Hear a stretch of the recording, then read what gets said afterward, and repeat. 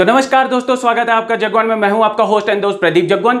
आज हम सीखेंगे डिस्काउंट के कुछ और नए ट्रिकों को, ट्रिक जो कराए एग्जाम क्रैक और अब की बार एग्जाम पार। ठीक है ना। तो देखो फर्स्ट क्वेश्चन देखते हैं। Find one single discount which is equivalent to 3 successive discount of 10%, 20% and 50%। एक प्रोडक्ट है जिसमें लगातार 3 डिस्काउंट दिए जा रहे हैं। पहली बार जब दिया 10% का, दूसरी बार 20% का, तीसरी बार 50% का। इसको ऐसा समझो जैसे मान लो एक प्रोडक्ट है जिसकी एमआरपी कितनी है, 100 रुपीज है। कितनी है, 100 रुपीज। अगर मैं इस पे डिस्काउंट किस पे दिया जाता, हमेशा एमआरपी पे दिया जाता है। ठीक है ना। अगर मैं 10% का डिस्काउंट लगा रहा हूं, अगर मैं 10% का डिस्काउंट लगा रहा हूं, इट मींस मैं इसे कितने में बेच रहा हूं, 90% में बेच रहा हूं। क्यों? क्योंकि मैंने आपको पहले भी बताया और जो अभी नए बच्चे हैं मैं उनको बता रहा हूं। हम जब भी किसी परसेंटेज के बारे में बात करते हैं तो हम स्टैंडर्ड लेते हैं किसे, 100 को। हम स्टैंडर्ड लेते हैं किसे, 100 को। अगर आपको प्रॉफिट हो रहा है 10% का, इट मींस आप जाओगे 100 से ऊपर। ये हो जाएगा कितना, 110।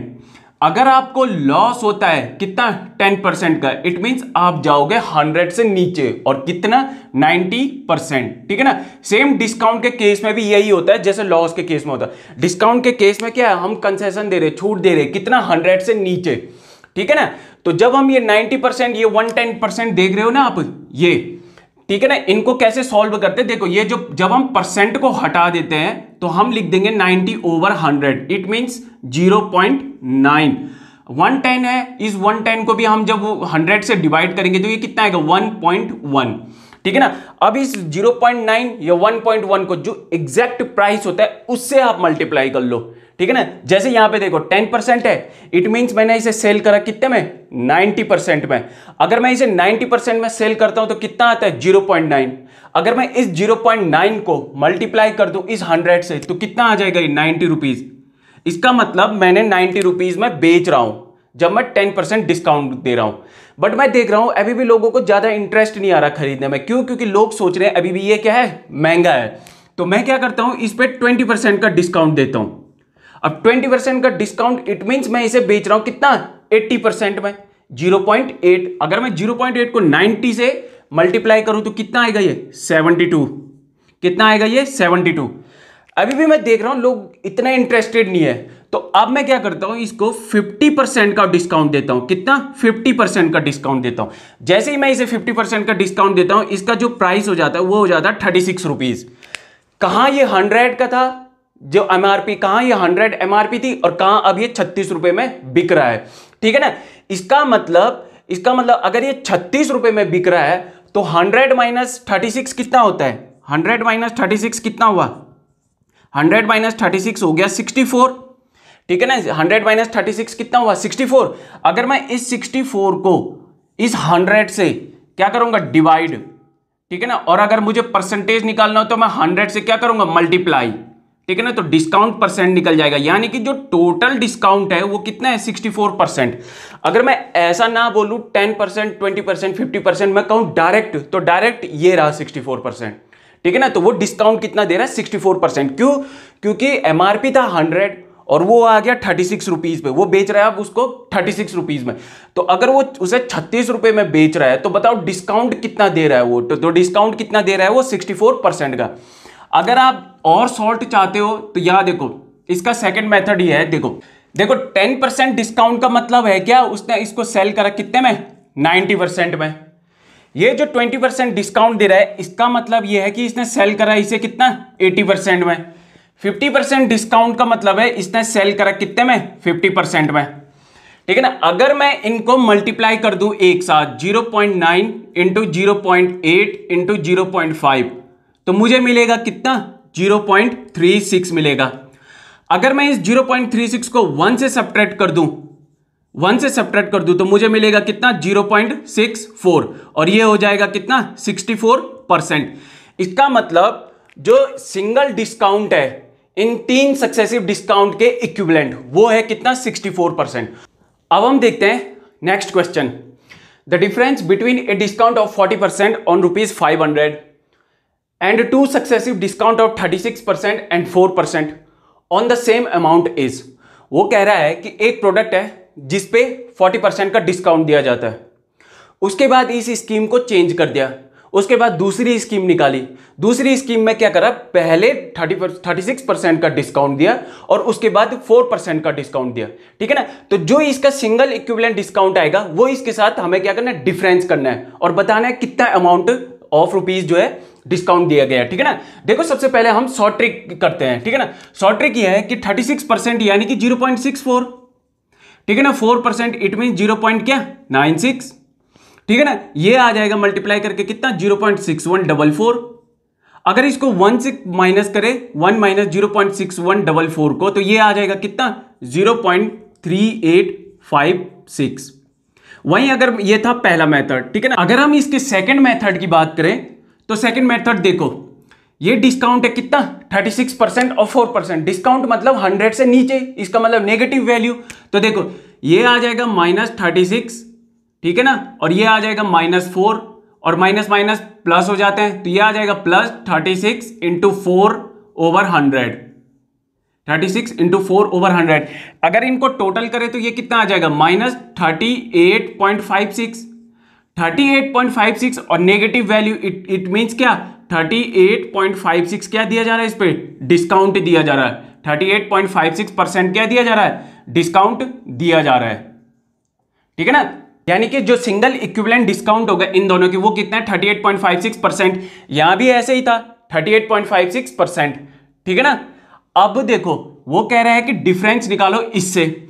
अगर हम इससे डिफरेंस करें 40 - 38.56, 40 - 38.56, तो ये कितना आ जाएगा, 1.44% डिफरेंस आ रहा है। कितना, 1.44% का डिफरेंस आ रहा है।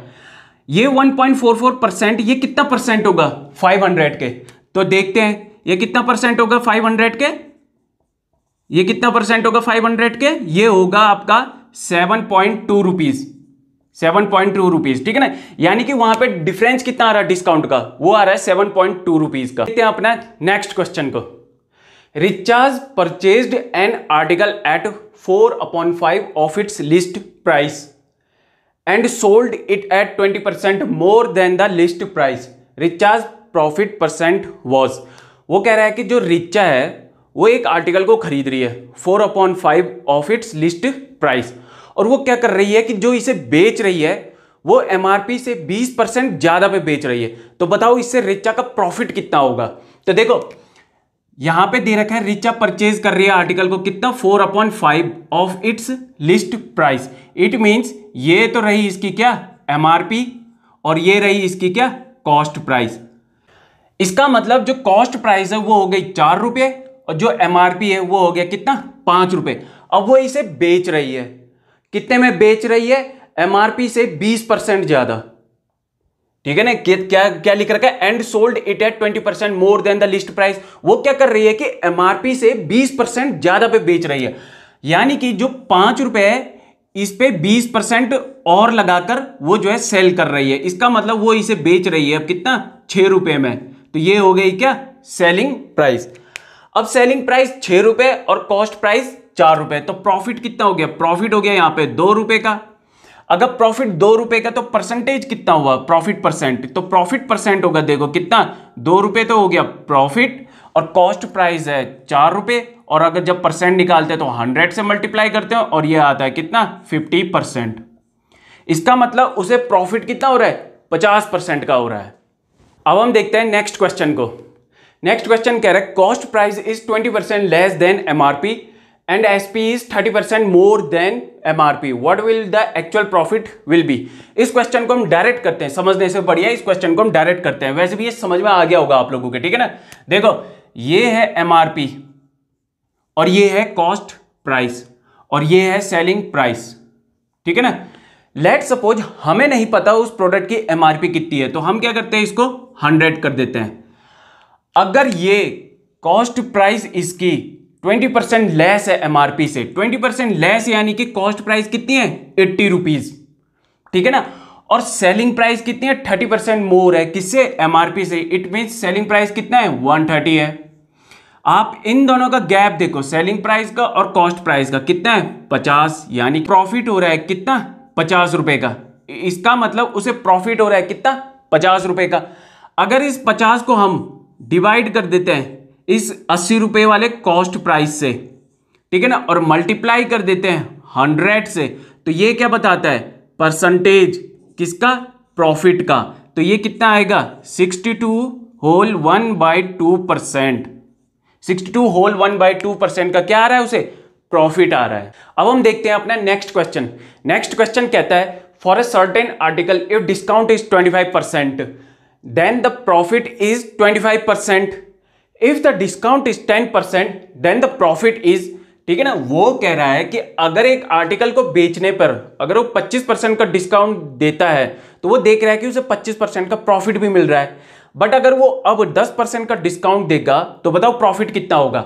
हमें नहीं पता उसकी एमआरपी कितनी है उस प्रोडक्ट की, ठीक है ना, उस प्रोडक्ट की एमआरपी कितनी है, कॉस्ट प्राइस कितनी है और सेलिंग प्राइस कितनी है। लेट सपोज उस प्रोडक्ट की एमआरपी है 100 रुपीज, कितनी, 100 रुपीज। अगर उस प्रोडक्ट की एमआरपी 100 रुपीज है तो जब वो डिस्काउंट देता है 25% का, अगर वो 25% का डिस्काउंट देगा तो ये कितना हो जाएगा, ये हो जाएगा 75, ये हो जाएगा कितना, 75। अब वो कह रहा है प्रॉफिट कितना है, 25%। इसका मतलब जो ये प्रॉफिट है ये कितना है, 125%। ये किसके बराबर है, 75 के।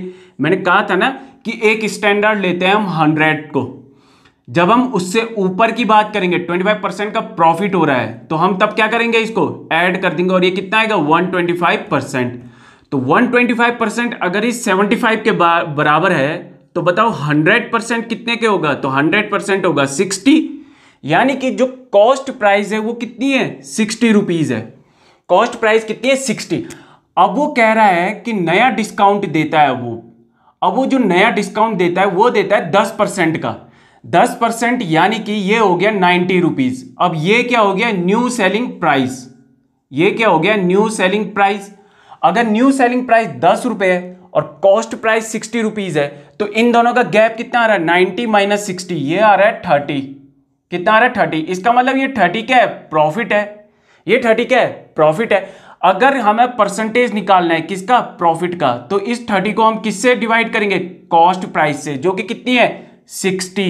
और अगर परसेंटेज निकालना तो 100 से क्या करेंगे, मल्टीप्लाई करेंगे, तो ये कितना आ जाएगा, 50%। तो उसे अब जो प्रॉफिट हो रहा है वो कितना हो रहा है, 50% का हो रहा है, ठीक है। तो इसी के साथ ही आज की क्लास हमारी यहीं पे तक। आज हमारा डिस्काउंट जो टॉपिक था वो फिनिश हो गया है। अगला जो हमारा रहेगा वो रहेगा सिंपल इंटरेस्ट और कंपाउंड इंटरेस्ट पर। तो लाइक करें, शेयर करें और सब्सक्राइब करें, और जितना हो सके उतना पढ़ते रहो और ट्रिक पे ट्रिक लगाते रहो, और जितने मैंने क्वेश्चन कराए उनके प्रैक्टिस करते रहो। और जो भी पेपर देने जा रहे हो आप, जाओ पेपर देने अच्छे से, वहां पे ट्रिक लगाओ और एग्जाम को पार करके आओ। बस केवल हर क्वेश्चन को करते समय और चाहे पेपर के क्वेश्चन करते समय एक ही चीज ध्यान रखो, बस मैंने अब की बार तो एग्जाम को पार करना है तो करना है। नींद भी आ रही हो चाहे बोर हो रहे हो, बस केवल एक ही चीज ध्यान रखो, अब की बार एग्जाम पार। Thank you.